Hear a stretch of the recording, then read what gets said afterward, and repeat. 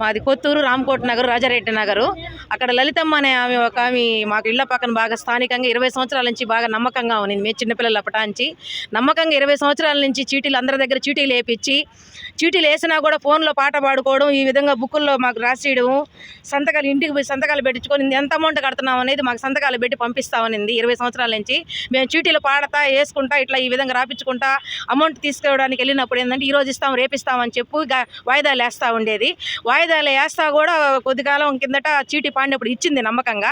మళ్ళీ ఒక 6 నెలల నుంచి చీటీ పాడినాక ఒక్కొక్కరికి ఏం చేసిందంటే చీటీలు పాడిన వాళ్ళకి ఒకరికొకరికి తెలియకుండా ఈరోజు ఇస్తాను రేపిస్తానని చెప్పేసి మాకెవరికి తెలియనీయకుండా ఒక 15 రోజుల కిందట ఇల్లు ఖాళీ చేసేసి వెళ్ళిపోవడం జరిగింది.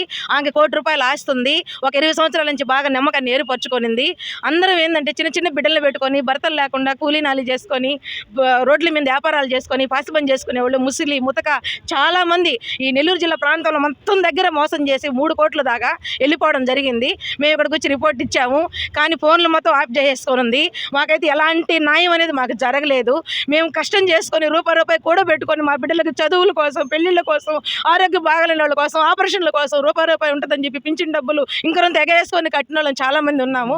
దయచేసి మొత్తం ఉన్నారు ఒక 150 మంది, ఇంకా ఎక్కువ ఉన్నారు తెలియని వాళ్ళు. మేము ఇక్కడికి వచ్చామని కొంతమందికే తెలుసు, ఇంకా తెలియని వాళ్ళు టౌన్లో, టౌన్ హాస్పేట, మొత్తం నెల్లూరు చాలా దగ్గర చాలా ప్రాంతాలలో కూడా ఉన్నారు. బయటికి రావడం లేదు. ఒక్కొక్కరికి 50 లక్షలు, 27 లక్షలు, 3 లక్షలు, 4 లక్షలు, 30,000 కాడి నుంచి 50,000 కాడి నుంచి చాలా జనాలకి మోసం చేసింది. అందరం పేదోళ్ళము. మాకు దయచేసి సహాయం చేసి మీరు న్యాయం చేయాలని కోరుకుంటున్నాం.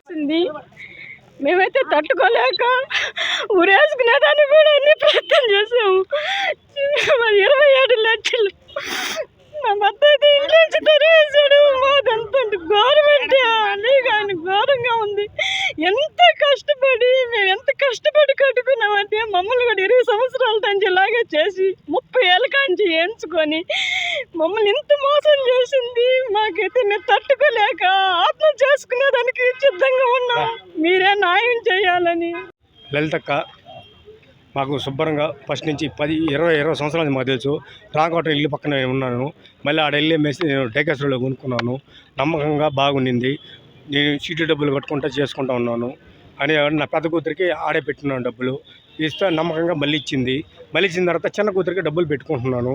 మళ్ళీ సరేలే, ఎందుకంటే మా భార్య కూడా ఎందుకు ఖర్చు అయిపోతాయా, మరి ఆడేద్దాము, మేము బ్యాంకులో వేద్దామన్నా. ఎందుకులే మనకు ప్రామిస్ రోడ్లు ఉన్నాయి. రాయించింది. రాసిన వాడికి అని చెప్పింది నాకే ₹2.5 లక్షల డబ్బులు ఇవ్వాలా. ఇప్పుడు నేనేం చెప్పాను, రేపు నెలలే మార్చి పెళ్లి సంబంధమ్మా నిశ్చితార్థం చేసుకున్నానంటే పెట్టుకో సుబ్రహ్మణ్యమా నీకు నేను ఉన్నాలే అని మాట్లాడింది.